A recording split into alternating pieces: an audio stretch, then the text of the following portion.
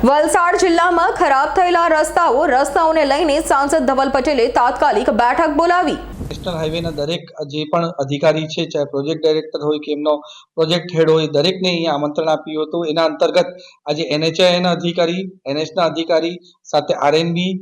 અને બીજા જેટલા પણ સરકારી અધિકારીઓ દરેક અહીંયા હાજર હતા। બીજા જેટલા ખાડાઓ પડ્યા છે ને બીજા જે રસ્તાના ઇસ્યુ છે એને મેં પૂરું જાણ્યું અને એમને તાકીદ કરવામાં આવી કે આવા કોઈ પણ ખાડા આઈડેન્ટિફાઈ કરે એમાં 48 કલાકની અંદર એ ખાડા પુરાવી જવા જોઈએ ને એ ટેમ્પરરીની પણ સારી રીતે રહી એ કરવાનું છે ને જ્યારે પણ એમને ડ્રાય સ્પેલ મળશે ત્યારે એ લોકો રીસર્ફેસિંગના ને જેટલા પણ પરમનન્ટ સોલ્યુશન છે એ પૂર્ણ કરવાના છે। એની સાથે જ જ્યાં જ્યાં પાણી ભરાવાના ઇસ્યુ પૂરા હાઈવે પર આવે છે એવા અમે સ્પોટ આઈડેન્ટિફાઈ જેમને કર્યા છે, જ્યાં વાપી બલીઠાનો હોય કે પછી આપણા અહીંયા ડુંગરી તરફ હોય જ્યાં પાણી ભરાઈ જાય છે તરત થોડા જ વરસાદમાં, એવા સ્પોટો આઈડેન્ટિફાઈ કરીને RNB અને બીજા જેટલા પણ આપણા સરકારી ડિપાર્ટમેન્ટ છે એની સાથે સંલગ્ન કરીને